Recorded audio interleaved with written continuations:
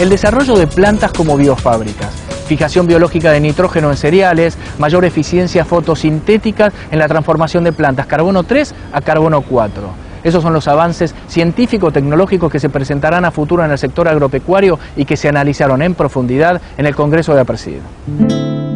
El profesor de Química Biológica y Biología Molecular de la Universidad Nacional de Rosario, Hugo Permingate, plantea cómo los avances científicos pueden ayudar al sector productivo en el desafío de aumentar la productividad en los años venideros.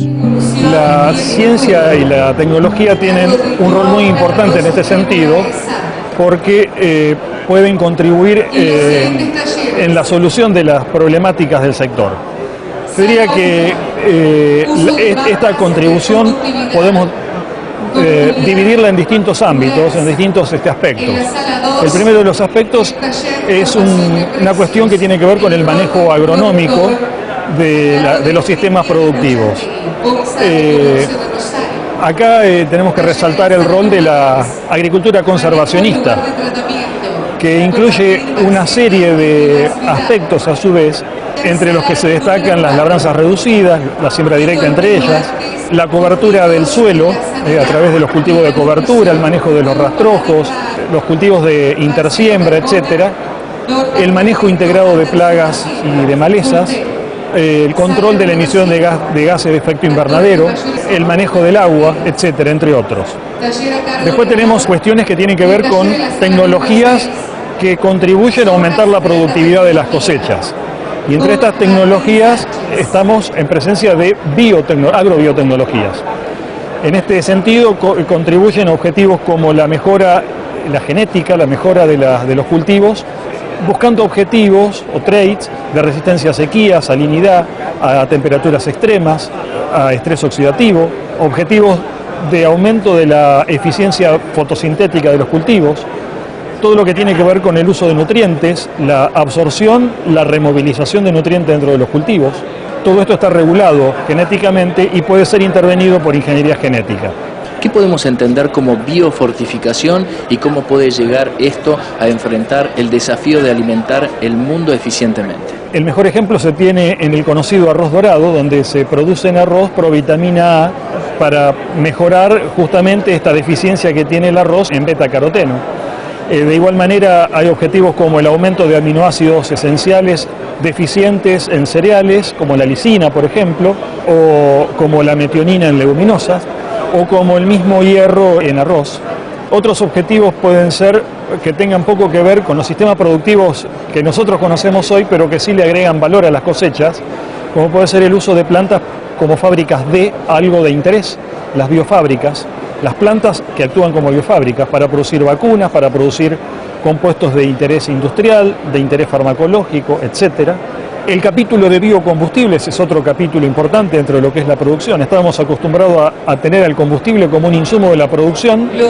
Hoy podemos hablar de un biocombustible como un producto más que como un insumo. Y en este caso se destacan los materiales lignocelulósicos provistos por biomasa de cultivos energéticos que se pueden cultivar en áreas marginales, inclusive promoviendo o facilitando el desarrollo rural de determinadas regiones.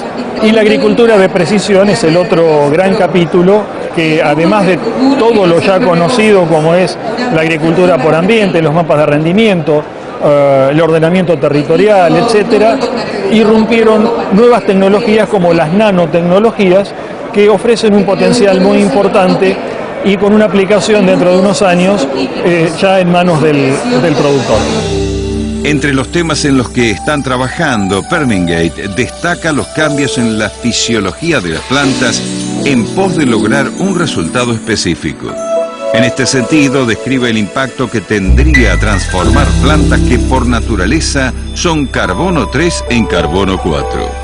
Dentro de las plantas se pueden clasificar según su sistema fotosintético en distintos grupos. En realidad hay 3 grupos de plantas.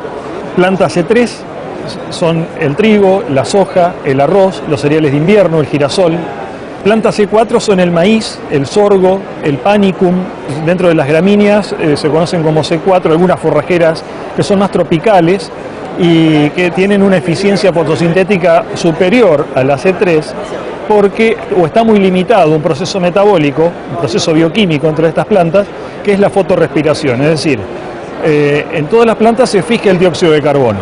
En la C3 se fija, pero también se pierde parte de ese carbono que se fija como dióxido de carbono que se respira. En la C4 este proceso de fotosíntesis está dividido espacialmente en dos tipos de células que son especializadas y la eficiencia de fotosíntesis es mayor.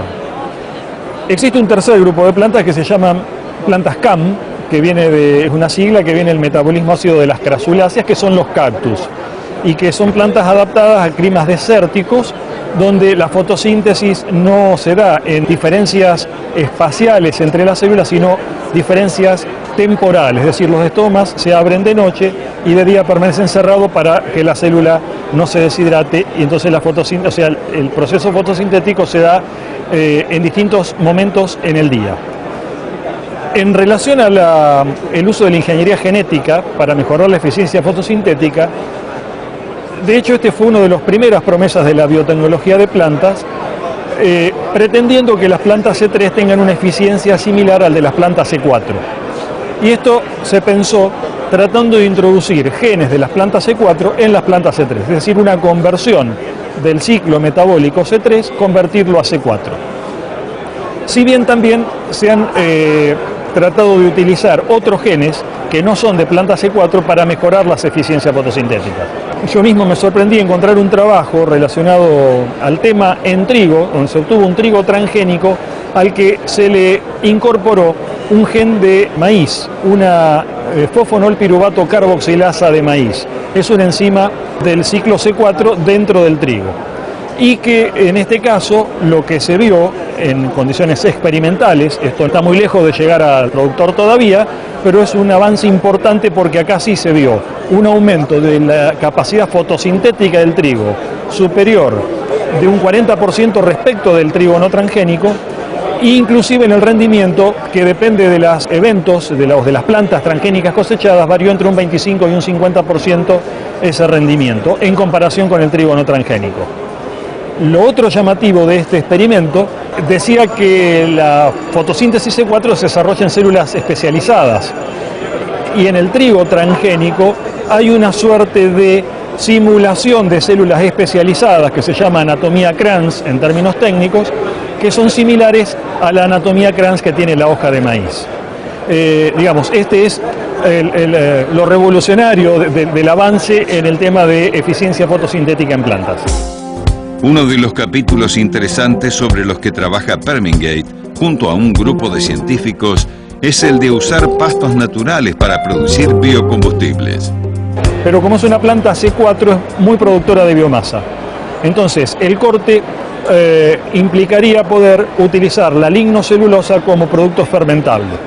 Como tiene un alto porcentaje de lignina, el espartillar tiene aproximadamente un 17% de lignina, la estrategia es clonar genes que son existentes en hongos que producen podredumbre de la madera, se llaman genes ligninolíticos porque producen la degradación de la lignina, en sistemas recombinantes de bacterias o de levadura, de manera que estos organismos puedan ser utilizados en pretratamientos que dejen más expuesta la celulosa y que los rendimientos de etanol sean eficientes para la obtención del alcohol. Según cálculos de energía, en términos teóricos, produciría una importante sustitución de combustibles fósiles, al menos para la región. Además, con la ventaja adicional de ofrecer una nueva línea de desarrollo por una nueva actividad, la producción de biocombustibles, en esa región de la que estamos hablando.